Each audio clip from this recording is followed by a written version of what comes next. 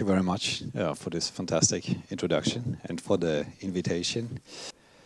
The plan is that in this presentation I will initially introduce somehow the let's say the intellectual base from which we start our work, and then I will actually try to show how that has an immediate relevance for our more applied research by going through a number of research projects that form the focus of 4 chapters that I will introduce in a second. At the beginning, and especially also in relation to the name of the institute, it is still important to understand that we refer to computation primarily as the kind of processing of information. And thus, both sort of machinic processes that operate in the digital domain of the computer, as well as material processes that operate in a much more complex domain of the physical, can be considered computational. And why one can obviously say that there is a clear bias towards machine computation in contemporary architecture design, there have also been a number of investigations into what we call material computation in the past. What has quite rarely been explored, though, is the kind of territory where machine and material computation overlap, and where they don't simply sort of coexist, but sort of intensely interact in the design process, which is basically the focus of our design research. So in this way, our work really tries to embrace a particular contemporary condition of architecture. And while one can probably argue that the separation between the process of design and making, which have dominated architecture design thinking since the Renaissance, are still largely intact, one can already sense that a new understanding of the material in architecture is beginning to arise, where the material can be really rediscovered through the computational. And this is in a way also the kind of topic of the talk. Because design computation no longer remains limited to the binary realm of the digital, it can be really perceived as an intense interface to the far more complex realm of the physical world.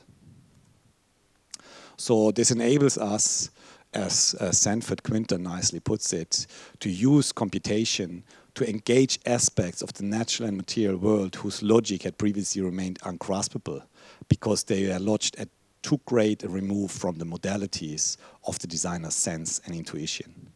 So I like to think of computation as something that really expands the design space, not only towards the processes of design, but also to other scales of intervention of the designer, even down to this kind of design of the materials themselves. And this is sort of, in a kind of overarching framework, is interesting because it opens up the possibility to no longer conceive of material as a kind of passive receptor of predetermined or pre-designed form, but really as a kind of active generator of design. And obviously this generative understanding of the material is not without precedent. So for example, one could actually look at Joseph Alber's material studies that he conducted at the Bauhaus in Dessau, which established a precedent for the possible enrichment of design processes through what he actually called material experimentation. And it's also very interesting to note that Albers rejected established processes of materialization based on professional craft knowledge because he claimed that they actually stifle invention. So instead, he identified the material behavior itself as the creative domain for developing new modes of construction and innovation. And it's obvious that his material studies were really conceived not as scalar models or representations of preconceived ideas, but as temporary unfoldings of material behavior in space and time, from which then a design unfolds. At the other end of the spectrum, one could actually look at Frei Otto's extensive series of experiments that he conducted at his institute at the University of Stuttgart, because through what he called form-finding methods, Otto investigated a vast number of different material systems in order to sort of study their capacity to physically compute form.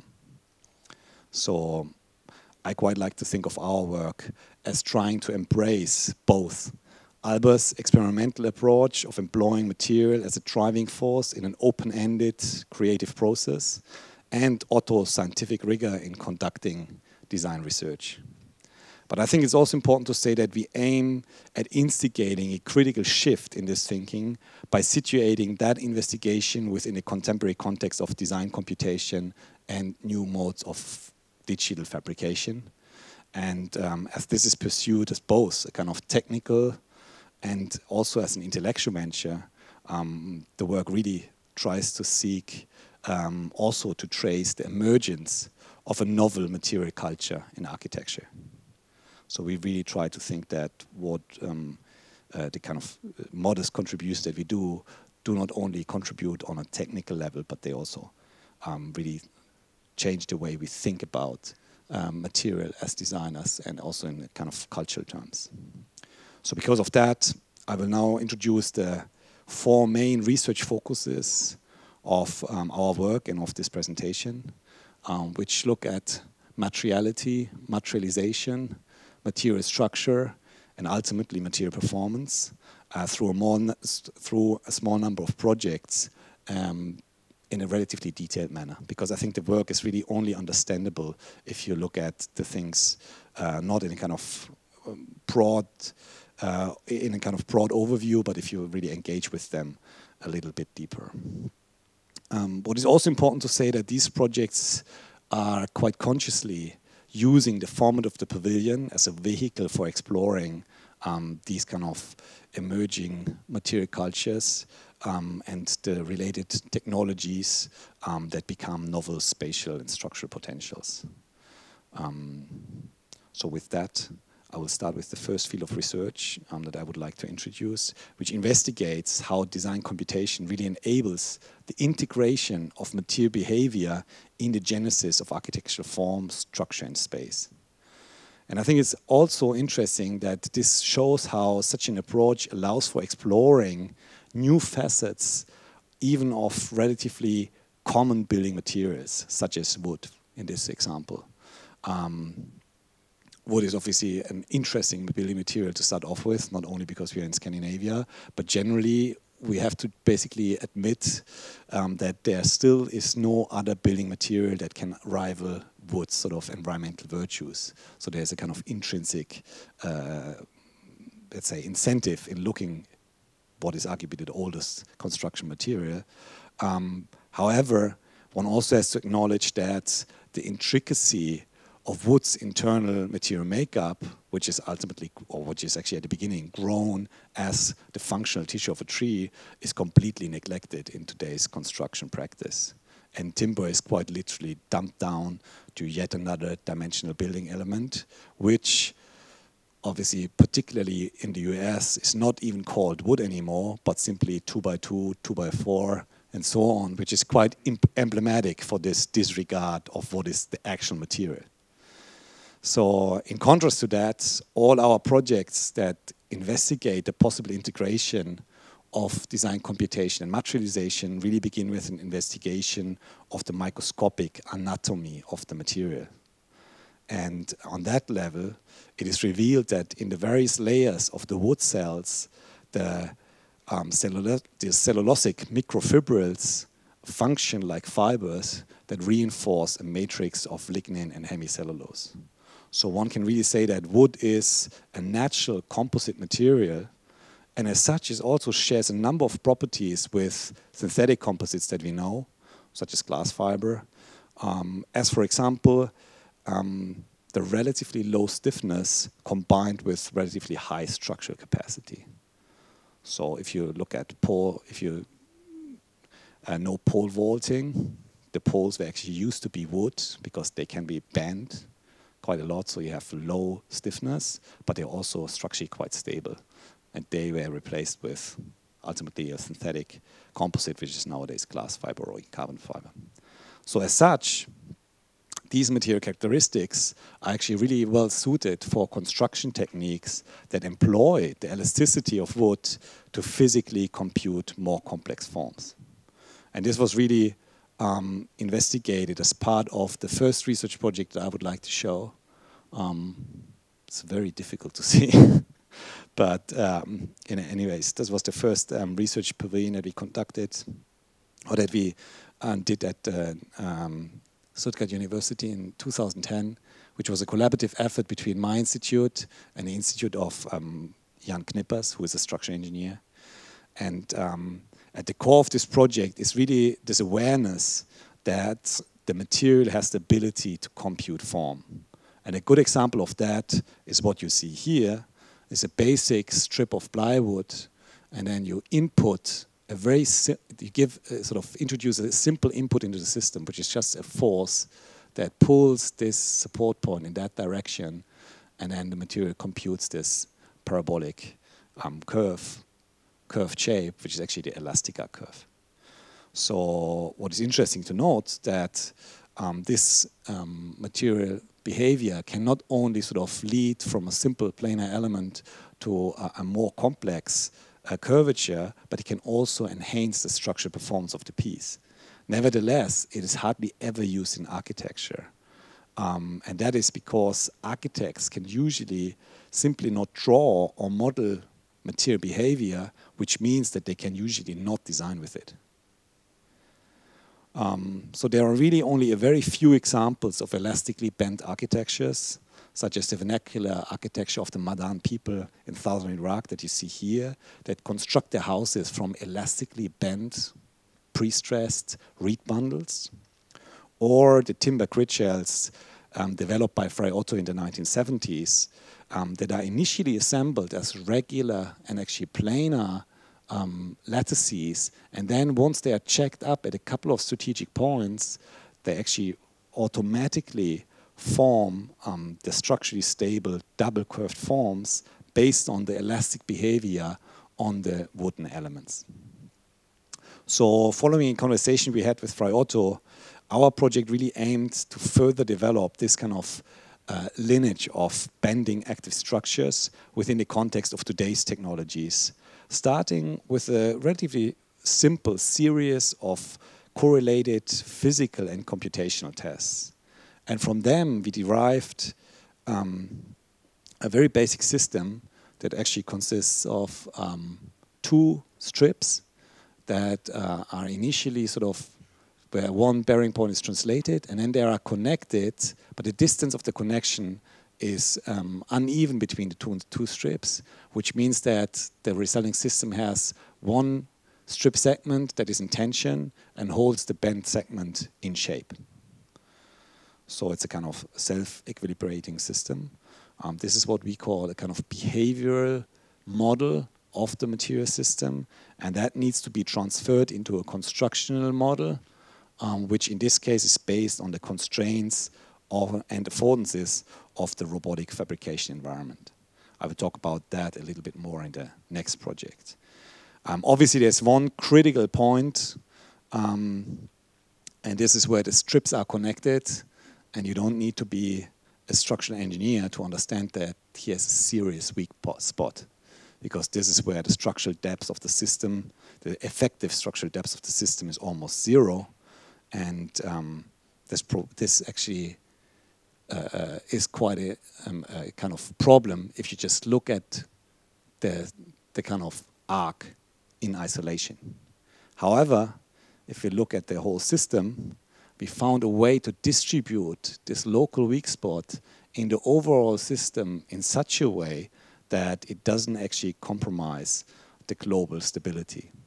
So by letting these points oscillate around the shape of the pavilion, you actually avoid any longer sort of axis of weakness to occur. So this became one of the kind of distribution of the joint points, and their morphological consequences became one of the main drivers in the computational design process, so that strategically introducing irregularity here really allows to achieve global stability. This was complemented with a material simulation that you can see here, where you can see how the pavilion kind of finds its final shape as the equilibrium state of all these kind of interacting elastic elements.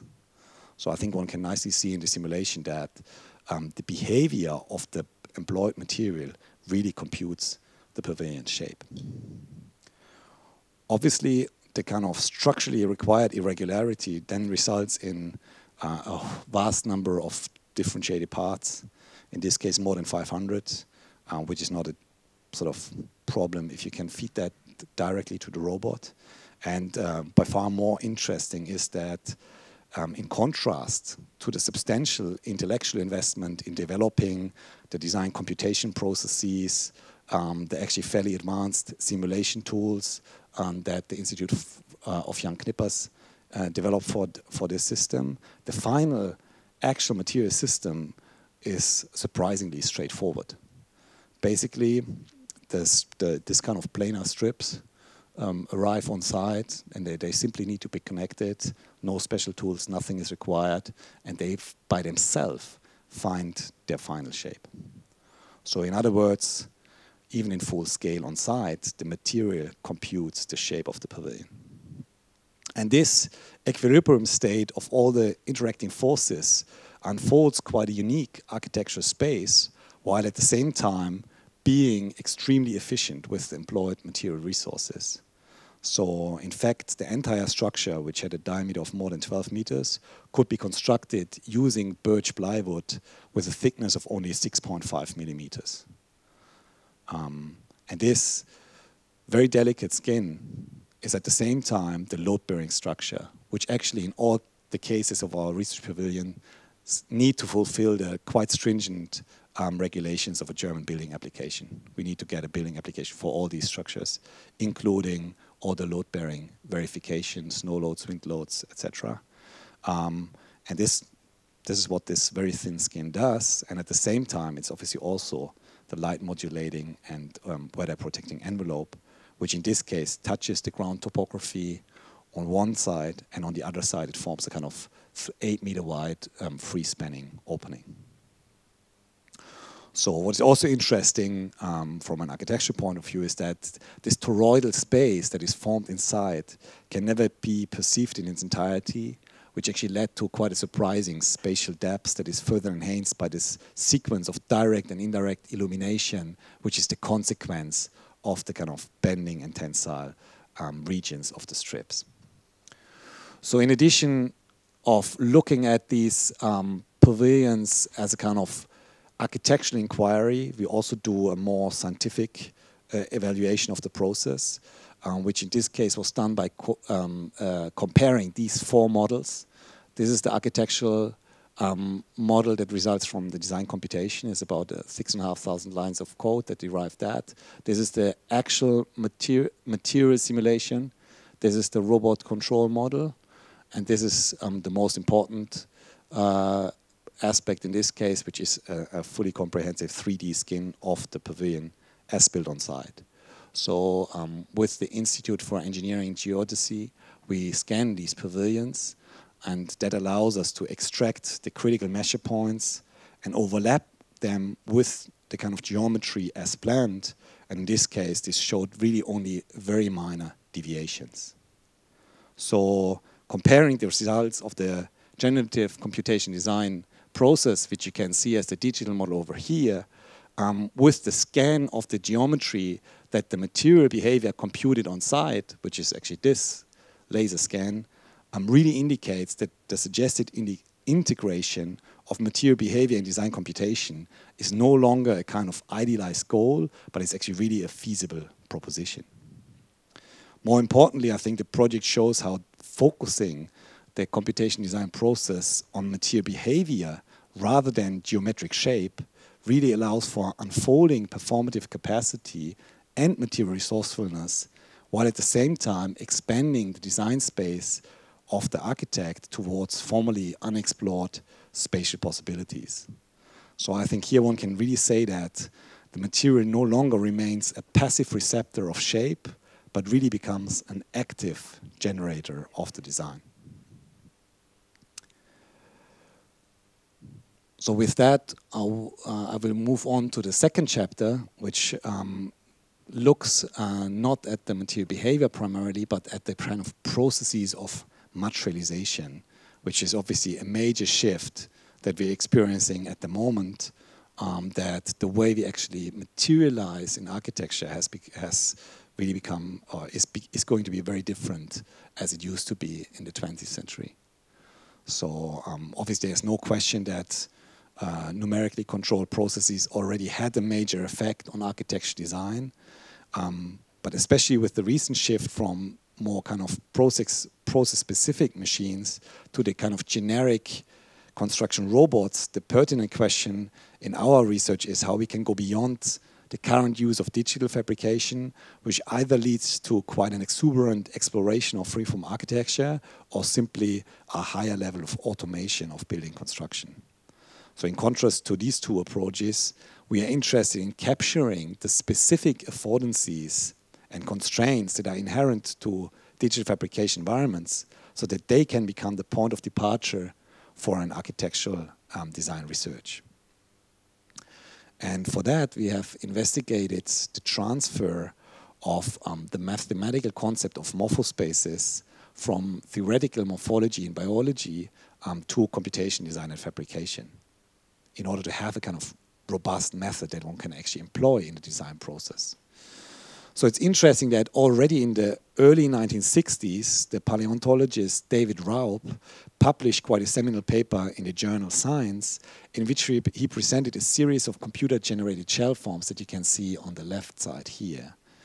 And then, by using the three critical parameters that he employed to sort of generate these forms as the coordinate axis of a Cartesian coordinate system, he was able to construct what is called the theoretical morphospace. So you can imagine the white space that you can see here is the space of all possible computable shell forms.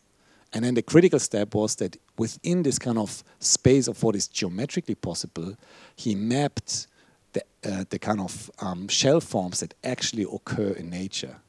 And by that he established a difference between the theoretical morphospace of geometrically possible forms and the morphospace of forms that actually have been materialized. So in today's theoretical morphology, these kind of morphospaces are no longer just three-dimensional, but n-dimensional spaces that are really capable of mathematically describing not yet existent form. So in the next research pavilion, which was again a collaborative undertaking of my institute, the Institute of Jan Knippers, and a number of other partners from our German competence network Biomedics, and we researched the transfer of this concept from theoretical morphology to design, computation, and fabrication. And in a way, this started with a very humble I had a very humble beginning, basically looking at traditional finger joints, wood finger joints that you know from craft, how they can actually be extended through robotic fabrication, which makes it possible to join these kind of blades in various different angles and even with different thicknesses, resulting in quite complex blade structures that still maintain the traditional finger joint's key advantage of not requiring any additional mechanical fasteners or adhesives. So based on the specific 7-axis robot of our sort of fabrication environment, we identified the three critical morphological parameters of such finger-jointed blades, and sort of by using and developing a kind of robot simulation, we were able to identify their sort of min-max ranges. And if you map them into what we have termed the kind of machinic morphospace, you can actually differentiate the space that is sort of the design space of the geometrically possible and the space of what is actually possible to produce with your machine. So this is what you can actually produce as a kind of solution space visualization with a 6-axis robot, and this is what you can produce with a 7-axis robot. In short, now you know what kind of blade morphologies you can actually produce, which raises the question, what are the ones that are interesting? So with that, I think the quote by Julian Winston is interesting, who stated that in biology, material is expensive, and that means metabolically expensive. Expensive in terms of energy. But shape is cheap. As of today, the opposite was true in the case of technology. Now, arguably, with a kind of good understanding of what is actually fabricable, with the kind of digital fabrication setup, this is beginning to change. And because of that, we think that biomimetic design strategies are extremely interesting, because you may figure that biological construction principles are more useful as a precedent than a lot of the things that we see in building construction currently. For that, you obviously have to understand, again, the behavior of the system. And it's not difficult to understand that these plates are very good in withstanding in-plane shear forces at the edges. So if there are forces that try to do that, these plates withstand that very good. They're very weak in withstanding bending forces, and they have no capacity to actually withstand any tensile forces. And that proves to be a considerable challenge if you want to build a plate structure on a kind of architectural scale. However, there are natural systems that have evolved ways of successfully addressing exactly that challenge. So here you see the sand dollar, which is a kind of specific sea urgent. And that sand dollar has a plate skeleton, which actually consists out of discrete polygonal plates. And these plates are jointed or connected by stereon projections, which are basically the biological equivalent to finger joints.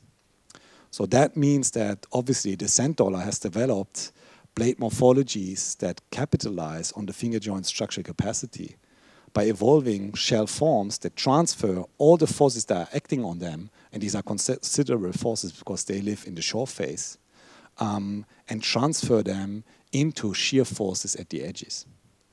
So with the biologists of the University of Tübingen, we investigated or sort of identified the 8 critical principles that govern this performative capacity of the sand dollar plate skeleton and embedded them as rules in a computation design process that enables the designer to explore the machinic morphospace of the physically producible through the filter of the biomimetic rules, which in concert with other spatial and contextual criteria leads to a highly specific plate morphology.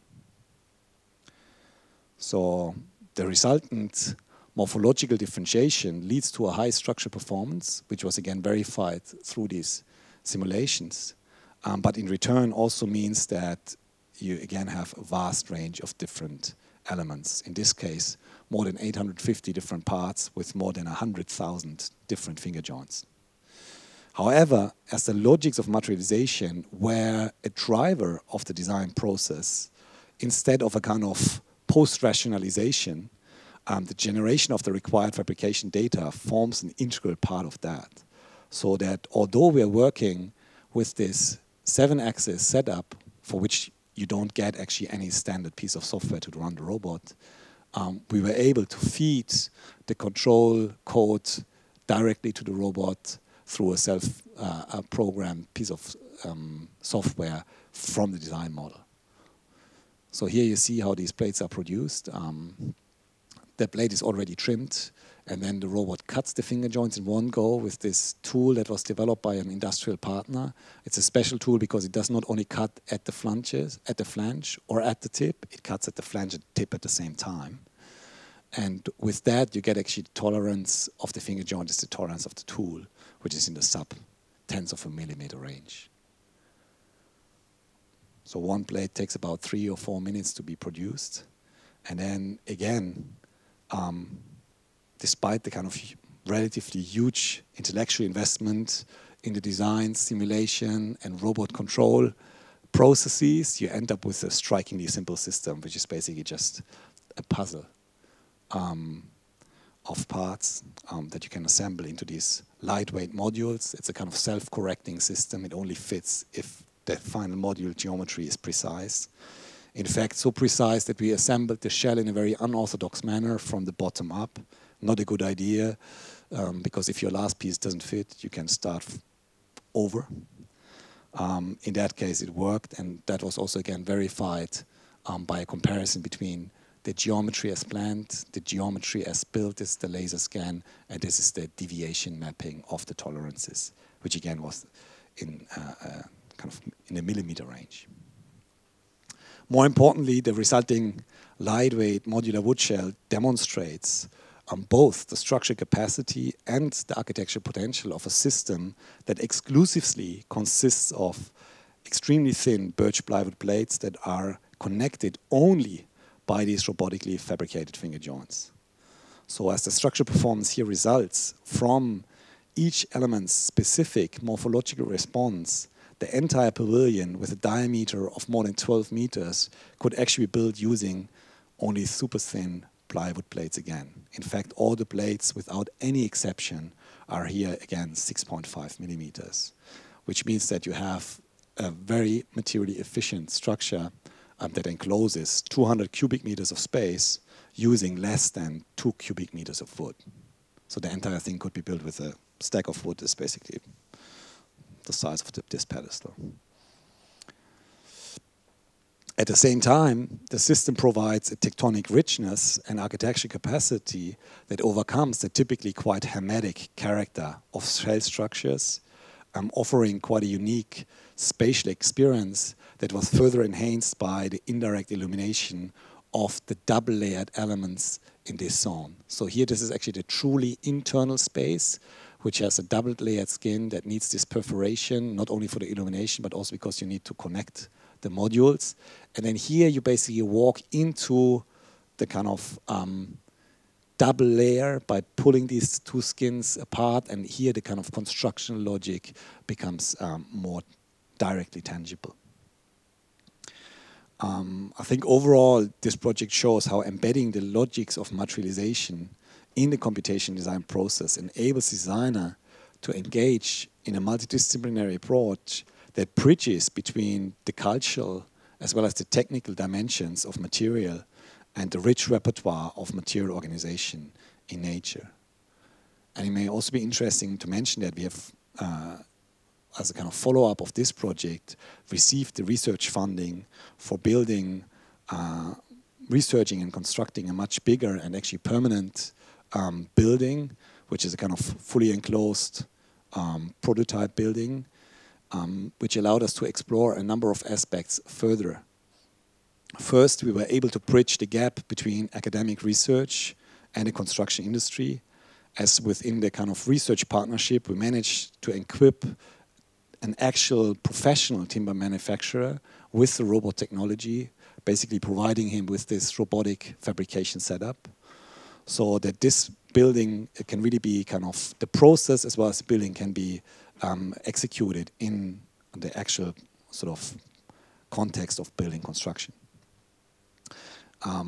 And we reduced the initially doubled layered system to a single layer of beech plywood, as you can see here, where the size has now grown a little bit to 50 millimeters, but it's still the same principle of robotically fabricated finger joints. So initially, you used a very fast and efficient process of a CNC speed panel cutter that pre-formats the plates. The offcut of this process is reused as the flooring for the pavilion, so there's zero material waste in this project. And then the plates are actually trimmed to this highly accurate finger joints, and the pilot holes are drilled for the cross-bolt connections that are still required for tensile forces. Nevertheless, the resulting highly precise kind of segmented shell is still defined, or the kind of critical morphological feature of the segmented shell is still the finger joint, as all the kind of decisive forces are the in-plane shear forces, as you can see here, 8 times or 9 times higher than the out-of-plane shear forces and much higher than the tensile forces. So this is still what enables the building or this kind of particular segmented shell structure.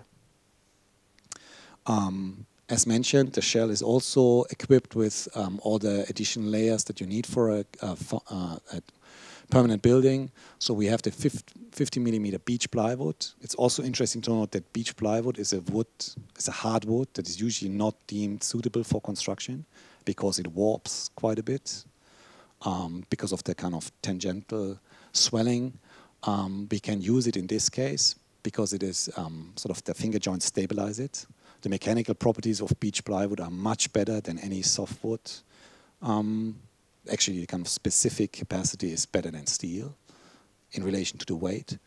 Then we have an insulation layer, which is actually also wood fiber, and we have the kind of waterproofing, and on top we have a cladding, and all the wood that is actually on the building is grown, produced, and machined within a 200-kilometer radius.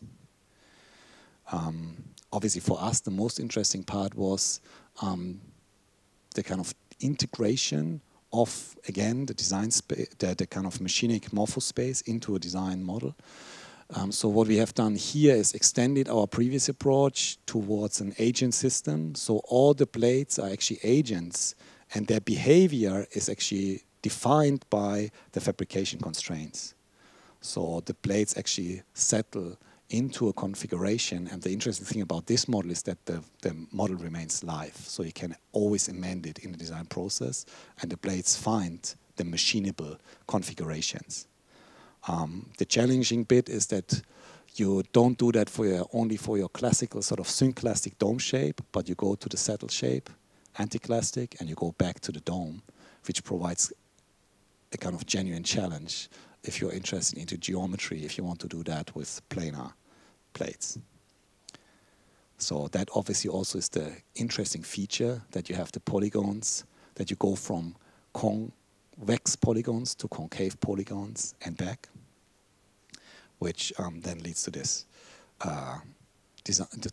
space where what you actually will perceive ultimately within the building is the load-bearing skin. So currently this is on site. You can see that for the construction, you still need a kind of temporary scaffold, but the load-bearing system is this 50 millimeter thick beech plywood panels that are basically no longer a kind of puzzle for boys, now it's a puzzle for men. So here you get an impression of that. I always get worried if the people sort of walk over that, but it's engineered for a couple of tons of snow load. On top of the beech plywood, there's this the insulation, waterproofing, and this is just before the fitting of the final layer, which is actually the panels that cover it, and then the facade is installed. Still on the inside, the kind of actual structure remains sort of visible and tangible. So I think, again, this quite nicely shows, like this interior shot here, which doesn't really work in black and white, but I think the interior shows how I think such an approach to design computation somehow nicely suggests an alternative to the perceived conflict between, let's say, structural and material performance on the one hand and architectural performativity on the other. I think here this suggests a kind of convergence of sort of performance and performativity. On a different note, it's also interesting to see that both the cent dollar and our wood shell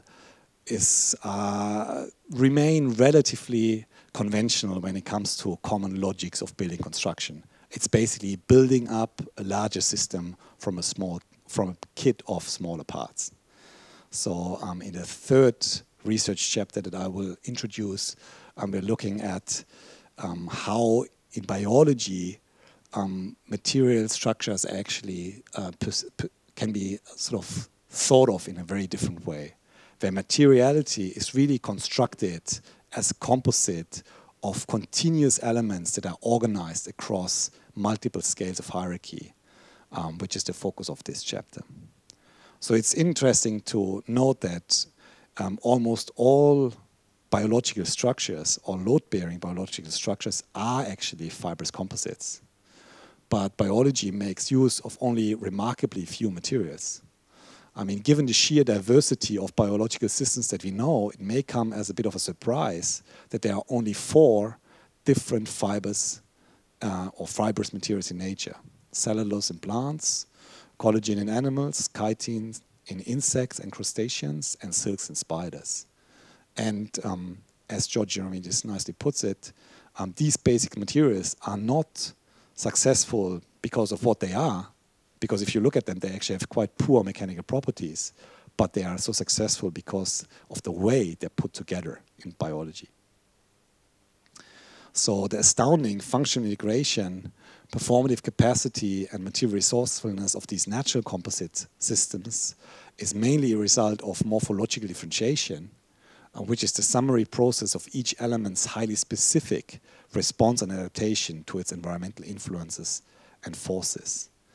And the next project, which I will show, which again was a kind of collaborative undertaking of Knipper's Institute, my institute, the biologists from the University of Tübingen, this time also integrating process and textile engineers from the ITV Denkendorf, really looked at how we can transfer some of those principles into architecture through the affordances of robotic fabrication. And an interesting example of such structures is, for example, the exoskeleton of the American lobster. So if you ever had a lobster meal, you may have realized that different parts of the lobster shell have actually quite different material behavior. So for example, the crusher and the pincher claws are extremely stiff, while parts of the tail segment are actually very soft and elastic, as shown in this engineering diagram of your lobster dinner experience. So you can see that there are really very different sort of material behaviors or material properties within this exoskeleton. But despite these very different properties, the entire shell is actually made from one material only, which in this case is a natural composite of hierarchically structured chitin fibers that are embedded in a protein matrix.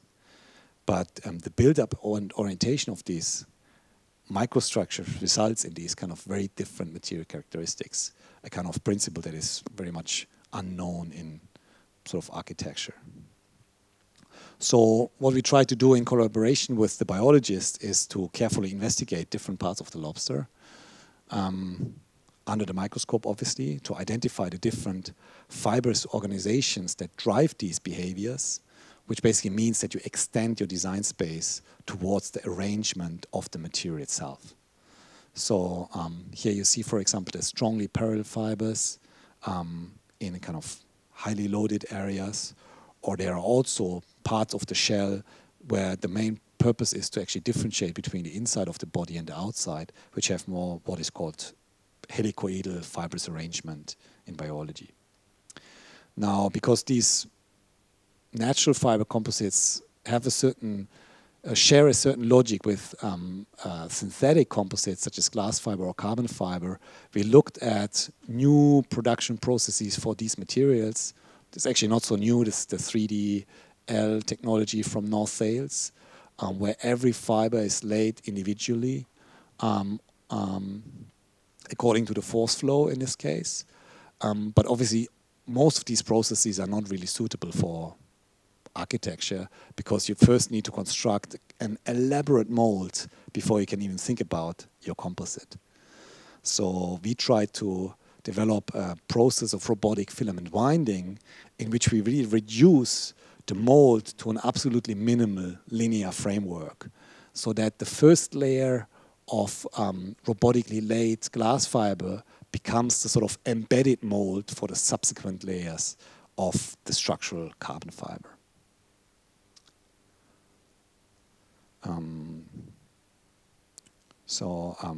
Once you have understood the logics of how the robot movement in this case results in different material structures, and once you understand what the behavioral consequences of these material structures is, so the kind of testing of the material, and sort of also including the affordances of this actually fairly limited filament winding process, we came to explore that along a kind of prototypical architectural design, which is based on the same, also on the biological principles investigated with the guys from Tübingen, which means that in regions of unidirectional stresses, like towards the support points, you have also this kind of highly anisotropic unidirectional fibrous arrangement, Whereas in areas where you basically just need to provide initially a formwork for the carbon fiber and ultimately just the kind of building skin, you have these helicoidal arrangements in the same way as you find in the cuticle of the lobster. So these principles were embedded in a comprehensive design method, which also included the simulation of the really quite complex interrelation between form, materials, structure, and the behavior in the production process. So you can imagine if you start winding, with every kind of fiber you lay, you change the form of what you have already produced. And it really only settles into the final configuration at the very end. And a decisive factor of that is the pre-stress with which you apply the fibers. And in this case, the guys from Jan Knipper's Institute actually simulated the entire production process in order to understand what the kind of sort of here more on the regional level, the kind of material computation will be. So the production setup we developed for this process is a kind of larger robot with a 4-meter arm that is connected with the robotically driven turntable, and then a kind of temporary scaffold made from steel. And this is the production process, so that the scaffold turns, and while the scaffold turns, the fibers are laid. So here is obviously such a process radically differs from most other construction processes. Instead of an assembly of parts, here the entire structure is really wound as one continuous fibrous system. The fibers are laid wet, as you can see, so they're saturated with resin, and then it only cures after the next sort of layer is applied. So the curing time is about a day. So the resin-saturated structure then slowly dries up so that this temporary scaffold can be taken out, and this resulting prototype really just forms one continuous structure. So in this case, the final shell consists of more than 60 miles of robotically laid carbon fiber, but is only 4 millimeters thick at its thickest part, actually, which enables an astounding level of transparency and intricacy of the resulting surfaces, particularly when perceived from the inside.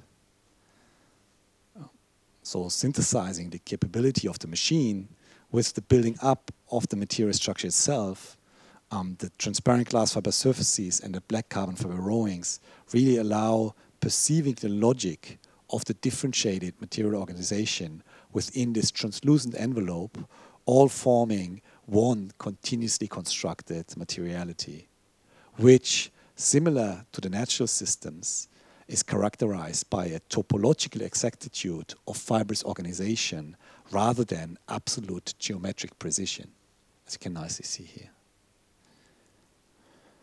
So I think here the construction logics establish both kind of super thin, highly performative skin on the one hand, and on the other hand, really a novel repertoire of architecture tectonics, which in many ways sort of overcome the seeming exuberance of so many sort of digital designs. So one of the problems we faced with this pavilion is that transportability becomes a bit of an issue if you have a structure that is almost 10 meters, has a diameter of only 10 meters, which means you face the kind of Buckminster-Fuller problem that you can only transport it with a helicopter, or a bunch of students in that case, which sort of prevents it from actually moving anywhere. So we had to trash this pavilion because we only get a half-year building permit for our site. That sort of made us investigate again how we could actually use the same principle of coreless robotic winding, but on a modular structure.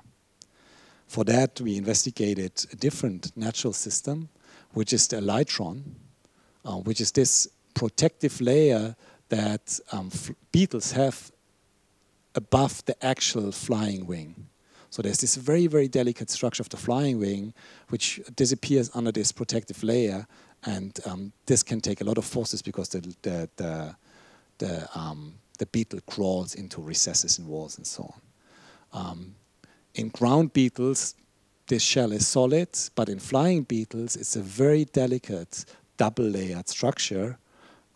So what we actually did is that we looked at a whole number of different flying beetles, and for that we collaborated with the Institute for Synchrotron Radiation at the KIT in Karlsruhe. We were able to use their electron accelerator, which has quite an amazing orbit of 35 meters, to shoot at our little beetles, which then allowed us to do a kind of microtomography of the beetle elytra, from which you get actually a fully comprehensive 3D scan.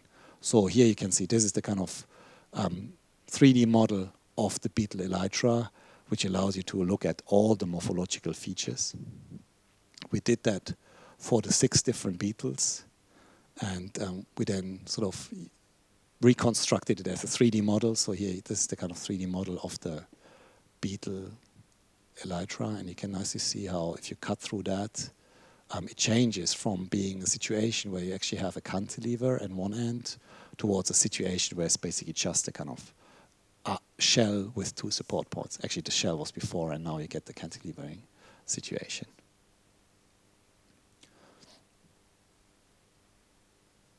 As you can see here. So what is also interesting is that if we zoom in a little bit, we can look at this critical feature where the 2 shell layers are actually connected. And what you can see here, this is an electron microscope, is that the fibers are actually going from the top shell to the bottom shell at these kind of connecting interfaces. And this is really what makes the structure so versatile. That you don't have the top layer and the bottom layer with sticks in between, but you have a kind of continuous fiber that goes from top to bottom and up again. So based on that principle, we identified with the biologists. We used them as a starting point for developing a kind of modular structure, which is again based on a sort of a glass fiber that is wound with the robot, onto which then the actual structural carbon fibers are laid. And for that, this time around, we used a sort of setup with 2 collaborating robots. So in the middle is actually a void, and then this time you don't even have a scaffold, but you actually wind the fibers into that void.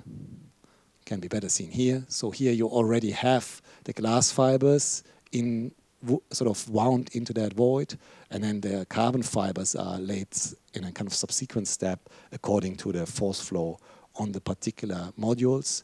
So the entire structure was sort of analyzed, and then the carbon fibers actually is more or less differentiated according to the flow of forces. So here you can see that process. This time around, the fiber emitter is actually static, and then the robots move, and this is the first layer of carbon fiber being applied to the glass fiber. So it's really a kind of moldless composite system that is fabricated here. Does not come as a surprise that you have that this results in something that is fairly lightweight. In fact, the largest component is 2.6 meters in diameter, but only weighs 23 kilograms.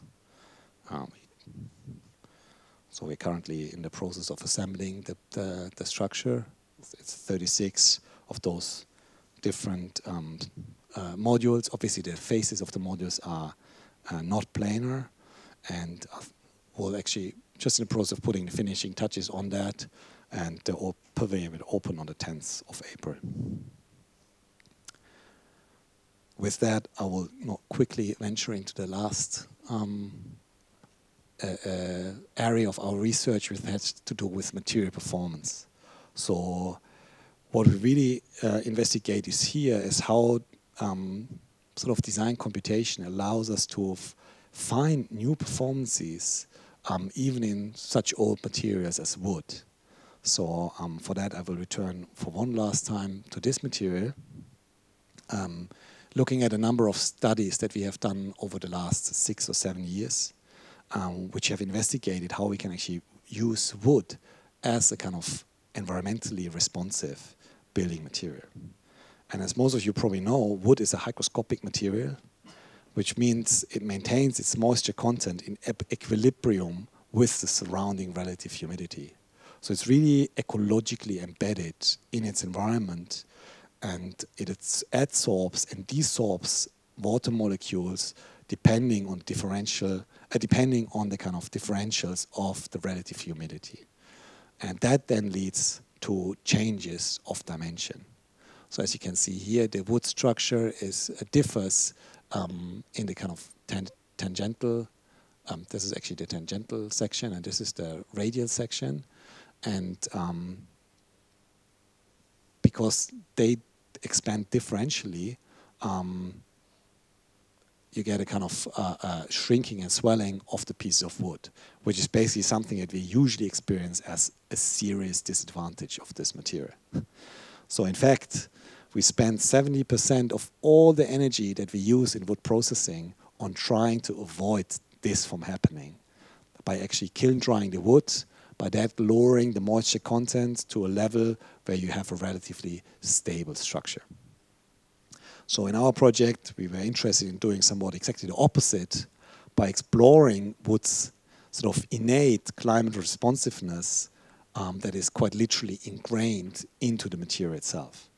And there's a nice natural example that uses exactly the principle of a kind of lignin-based structure that transfers the dimensional change into a shape change, which is the spruce cone that, as you probably know, grows on the tree in a wet state, and it falls off the tree.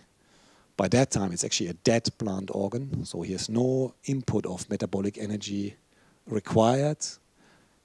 And if the surrounding environment reaches suitably dry conditions, it actually opens up due to the kind of differential shrinkage of the fibrous structure.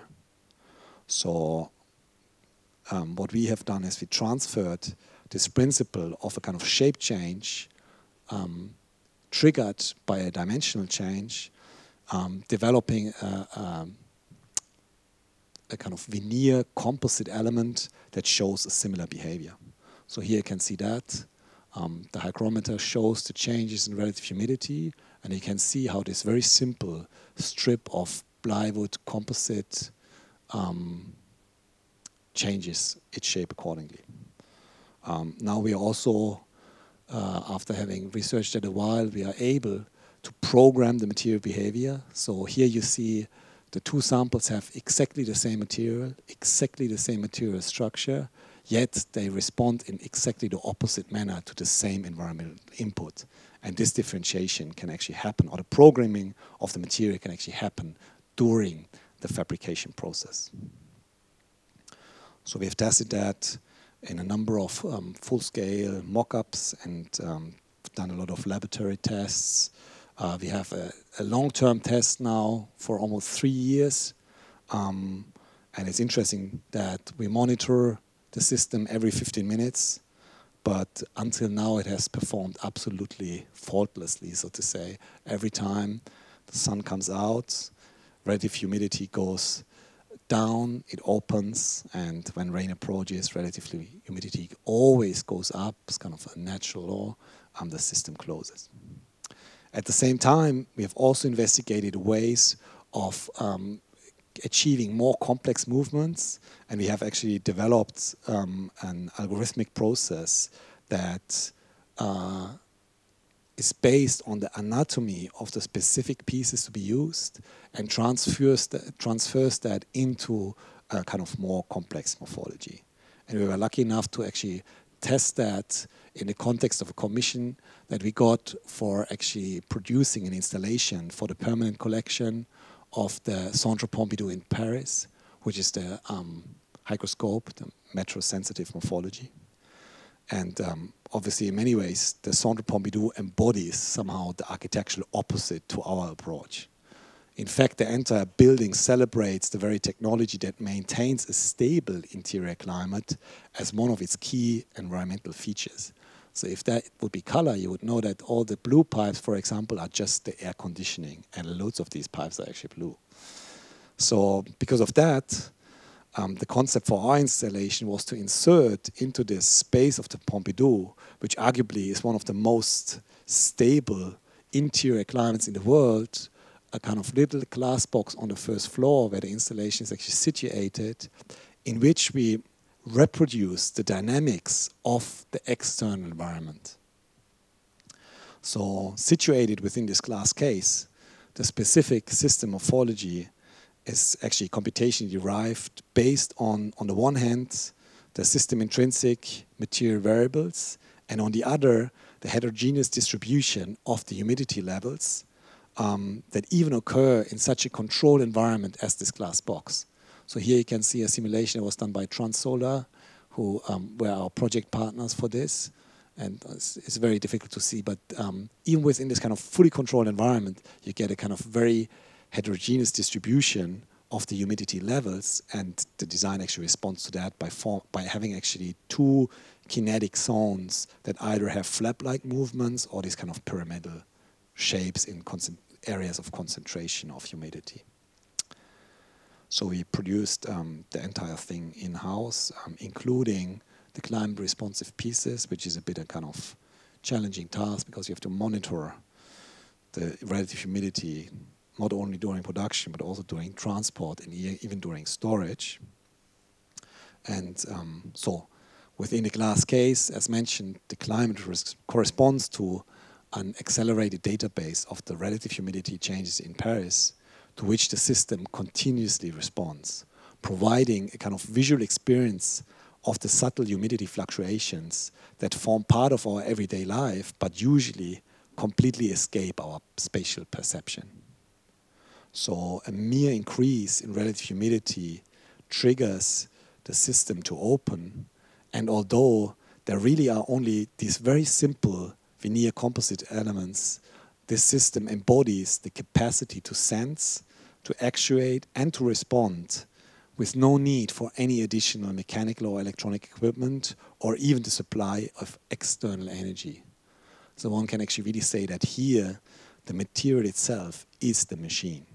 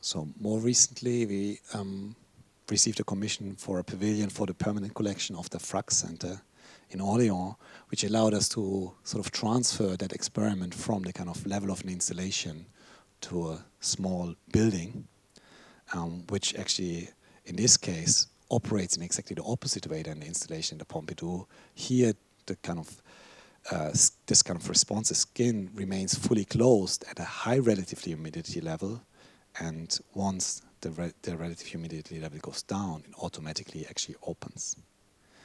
So because of the quite strict requirements that the entire pavilion needed to fit into a kind of small oversea container, we developed this kind of modular system that houses these responsive apertures. That gave us the chance to sort of synthesize a whole number of sort of approaches that we had experienced previously. So this is the kind of, here we use the same principle as in this first pavilion, the bending active possibility of employing wood, but we change it from a linear bending to a kind of conical bending. So basically you have very simple, actually very straightforward, cheap plywood panels that have these puzzle joints, and once you connect them, they automatically settle into these kind of conical shapes. And then two of these conical shapes provide the skin for a sandwich element with a kind of insulation core into which this aperture is placed. So ultimately, to ensure the precision, that kind of elastically deformed skins are robotically trimmed. So first, you actually scan the resultant component with the robot, and then the kind of computation, the robot control code is computationally updated to the actual geometry, and then the edges are trimmed with a blade, and the foam core is trimmed with a regular mill. With that, we again, obviously, sometimes we're also a technical university, so what we have to do is we cooperate this design process by scanning the resultant pieces, comparing the geometry that the elastic conical shapes found with the planned geometry or the simulated geometry. And in this case, it was actually pretty astounding to see that the mean deviation across the entire surface is in a range of less than 0.5 millimeter. And you may actually see that there is hardly any deviation that is more than 2 millimeters across the entire piece, which then actually becomes a visible feature in the pavilion because you see these kind of consistent gaps that become a kind of very prominent feature of this kind of modular temporary construction. Obviously, the most striking feature are still the weather-responsive apertures. So on a sunny day, these apertures are fully open, but once the weather changes and rain approaches, the surface closes entirely by itself. And this kind of deep ecological embedding provides for quite a unique convergence of an environmental and spatial experience based on the absolutely silent and subtle movement of the translucent veneer elements in these kind of apertures.